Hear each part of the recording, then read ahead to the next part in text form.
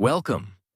Today we begin the real and powerful story of one of the most controversial and influential figures in modern American history, Donald Trump.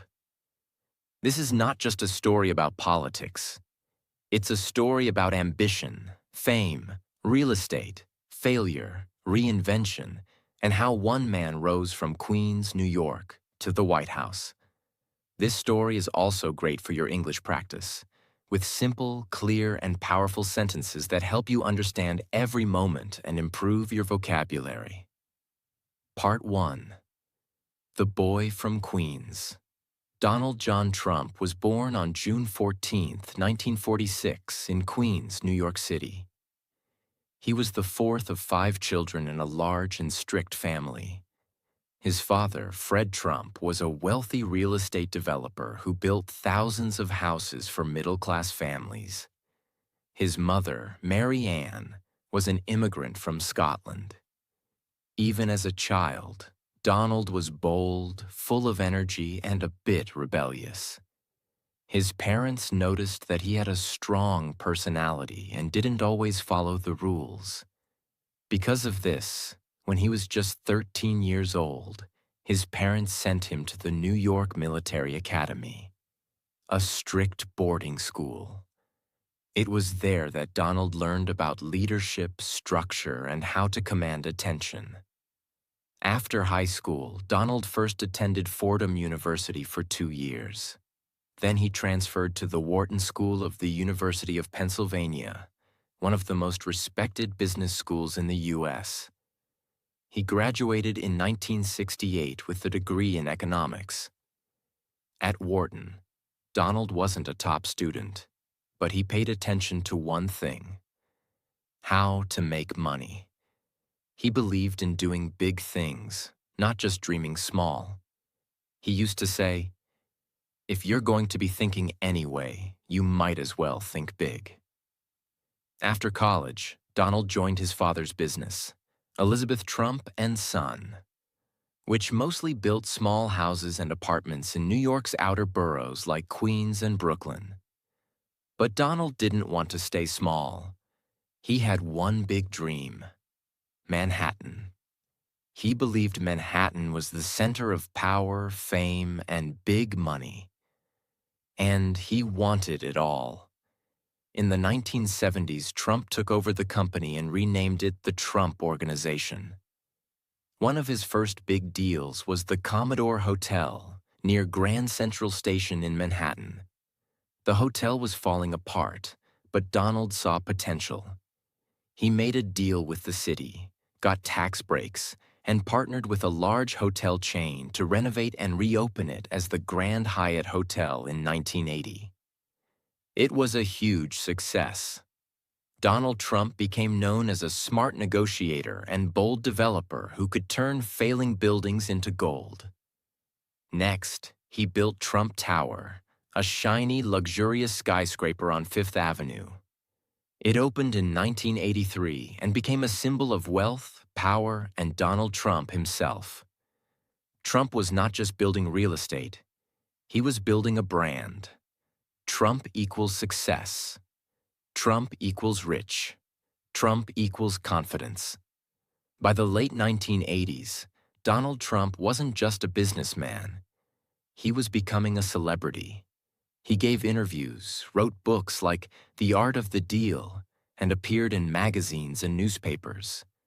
People either loved him or hated him, but everyone knew him. He loved gold, marble, and putting his name on everything. Trump Tower, Trump Plaza, Trump Castle, Trump Taj Mahal, and more. But behind the success, in the late 1980s, Donald Trump was building more and more. Casinos in Atlantic City, skyscrapers in Manhattan, golf courses, an airline, even a yacht. But there was one big problem. He was using borrowed money. Too much. He had over $3.4 billion in personal and business loans. And then, the real estate market crashed in 1990. Suddenly, Trump couldn't pay back the banks. His businesses were failing.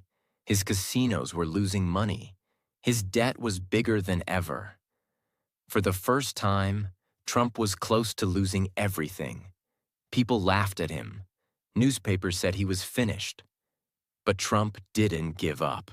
Instead of hiding, Trump did what he was best at: negotiation. He went to the banks, he talked, he made deals. He promised to pay slowly, give up some control, and continue working to save his empire. The banks agreed because they believed he could make a comeback. And slowly, he did. He sold off some businesses. He focused on profitable properties. He stopped expanding and started repairing.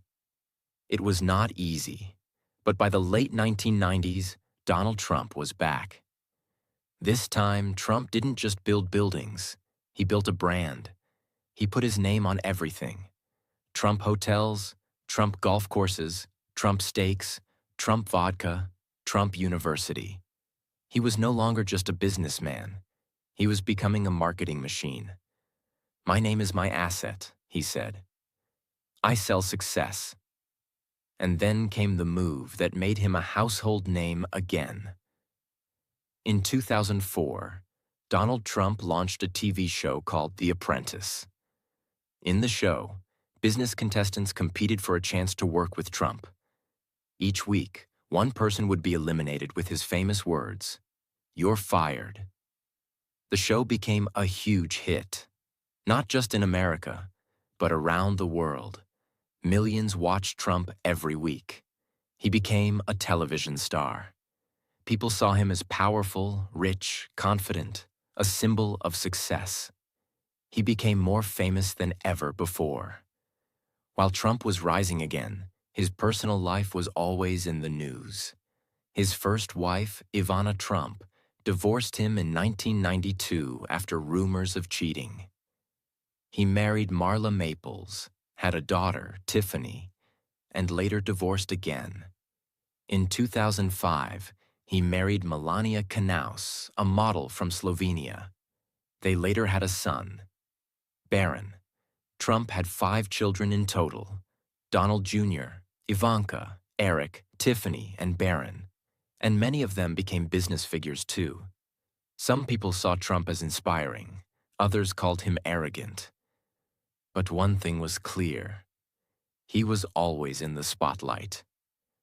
For many years, Trump gave opinions on politics, criticized presidents, and said America needed better deals. He thought about running for president in the past, but never did, until 2015. In June 2015, Donald Trump came down the golden escalator of Trump Tower and made a shocking announcement: "I am officially running for President of the United States." The world laughed, but Trump was serious, and his campaign would soon shake the whole world. Part 3. The Race to the White House. On June 16, 2015, inside Trump Tower, Donald Trump came down a golden escalator with his wife Melania and made a loud, direct, and controversial announcement: "I am officially running for President of the United States, and we are going to make our country great again." He talked about illegal immigration, trade deals, jobs, China, crime, and more. And he said America was losing, and he was the only one who could fix it. At first, people laughed. News channels said he was a joke. Politicians didn't take him seriously. Celebrities made fun of him. But Trump had something more powerful than all of them: attention. He dominated the news, every channel, every day. Trump didn't talk like a politician. He talked like a fighter. He gave people clear messages: build the wall, drain the swamp, America first, make America great again. He gave nicknames to opponents: Crooked Hillary, Little Marco, Low Energy Jeb, Sleepy Joe. He spoke directly to the people, not through political language, but simple, strong words. And it worked. Millions of Americans felt angry, ignored, and frustrated. Trump gave them a voice. He promised to bring jobs back, stop illegal immigration, and put America first. The 2016 U.S. election became one of the most intense and controversial campaigns in modern history. Trump defeated 16 other Republican candidates, some who had decades of political experience. Then he faced Hillary Clinton, a former First Lady, Senator, and Secretary of State. Most media predicted Clinton would win easily. Polls said Trump had no chance. But Trump didn't follow the rules. He ran a non-traditional campaign, held massive rallies, used Twitter constantly, attacked media, talked directly to the people. He said what he thought, even if it was rude, risky, or offensive, and millions loved it. On November 8, 2016, the world watched in shock. Donald J. Trump became the 45th President of the United States. No one expected it. Trump had never held a political position. He had no government experience. And yet, he had just defeated one of the most powerful political families in America. The crowd cheered. His supporters celebrated. Others cried, protested, and feared what was coming. But the message was clear. America wanted change, and Trump was that change. Before taking office, Trump made bold promises: build a wall on the U.S.-Mexico border, ban immigrants from certain Muslim-majority countries, cut taxes, end global trade deals that hurt American jobs, bring back manufacturing, defeat ISIS, put America first. Many of his ideas were criticized, called racist, dangerous, or unrealistic. But he didn't care.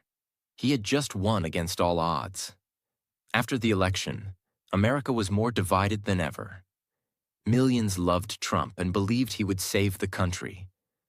Millions hated him and feared what he would do. Protests began. The media continued attacking him daily. But Trump fought back every day, on Twitter, on TV, in speeches. Whether you supported him or not, you could not ignore him. Trump's presidency began with controversy. The Russia investigation, to see if his campaign had ties with Russian interference.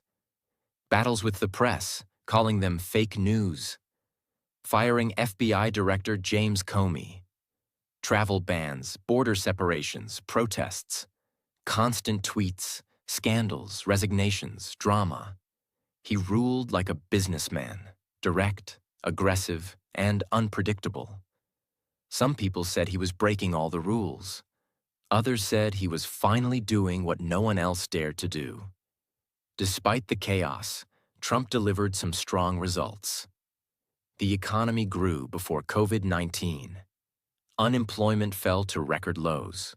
Stock markets hit all-time highs. He signed a massive tax cut in 2017. He reduced regulations for businesses. He forced new trade deals, like USMCA replacing NAFTA. But critics said he helped the rich more than the poor and hurt international relationships. Trump had reached the top of the world. But something was coming. Something that would test him more than any deal, debate, or election.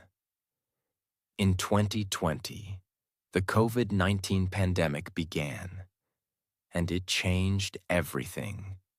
For Trump, for America, and for the world. Part 4. Pandemic, Power Struggles, and the Future. In early 2020, a deadly virus began spreading around the world. COVID-19. Hospitals were overwhelmed, cities locked down. The global economy froze. The U.S. was hit hard. Millions were infected, and hundreds of thousands died. And Trump's leadership was under fire. He downplayed the virus at first, refused to wear a mask publicly, pushed for quick reopening, promoted treatments that lacked medical proof, clashed with scientists and governors. Supporters said he was protecting the economy. Critics said he mishandled the crisis and cost lives. The country was suffering, and so was Trump's popularity. In May 2020, the killing of George Floyd, an unarmed black man, by a police officer in Minnesota sparked massive protests across America and the world. Millions marched under the banner of Black Lives Matter. They protested against racism, police violence, and injustice. Trump's response? He called protesters thugs, threatened to send in the military, took a photo with a Bible in front of a church after police cleared peaceful protesters. America was burning, not just from disease, but from division.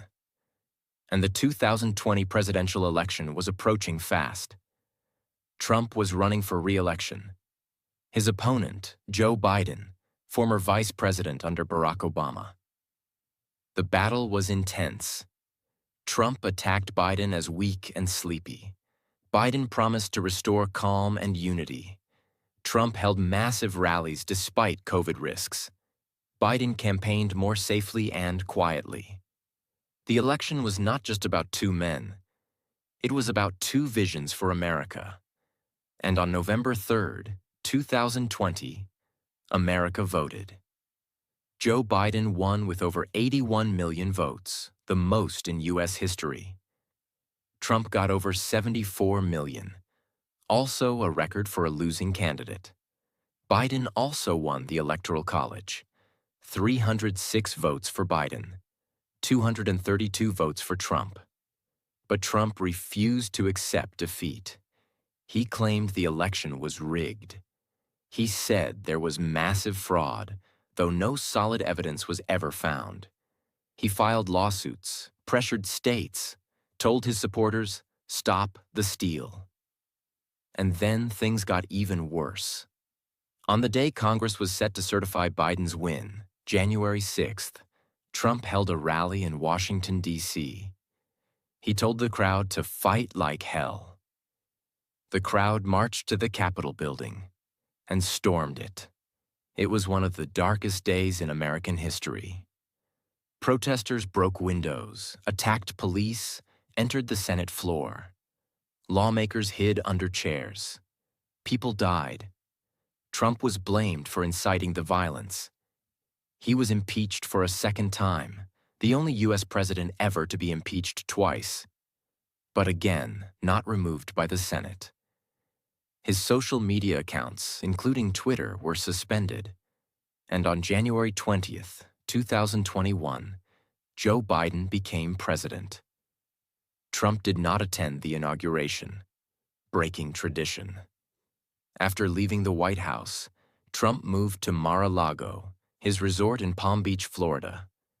Many thought he was finished, but Trump didn't go quiet. He continued speaking at rallies, endorsed candidates in elections, created Truth Social, his own media platform, battled investigations, lawsuits, and criminal charges. Despite everything, his influence in the Republican Party remained strong. After his presidency, Trump faced serious legal challenges. Investigations into attempts to overturn the 2020 election. Classified documents found at Mar-a-Lago. Civil lawsuits regarding business fraud. Criminal indictments in multiple cases, including election interference and hush money payments. Still, he denied all wrongdoing and claimed he was the victim of a witch hunt. Supporters believed him. His popularity stayed strong in many parts of America. In November 2022, Donald Trump officially announced that he would run again for president in 2024. Despite being the only U.S. president impeached twice, despite legal problems, despite massive controversy, Trump believes he can win again, and millions believe him. Donald Trump is more than just a businessman, politician, or TV star. He's a symbol of something bigger. To some, he is a hero who spoke the truth, a fighter who never gave up, a leader who stood for America. To others, he is a divider, a threat to democracy, a man who broke the rules and refused to face the truth. But no matter what you believe, one thing is clear. Donald Trump changed the world. He forced people to think differently. He broke political traditions. And his story is not over yet. So, what happened next? Donald Trump returned. In November 2024, he ran for president again. And in 2025, he made history one more time. Donald J. Trump is now the 47th President of the United States. Whether you love him or hate him, he has once again shaken the world. Will he change the game again? Will he unite the country or divide it more? Will he succeed or face more chaos? Will history remember him as a savior, a disruptor, or something entirely different? Time will decide. But one thing is clear. This story was never just about Donald Trump. It's about how bold ambition, when backed by action, can break every rule and still win. If you enjoyed this story, if you learned something new, if it helped you practice your English and expand your mind, then like, share, and subscribe right now. Because we bring you the realest stories in the simplest English. Stories that train your English and your thinking. Thank you for staying with me till the very end. Let me know in the comments what story you want next. Because this is your journey too.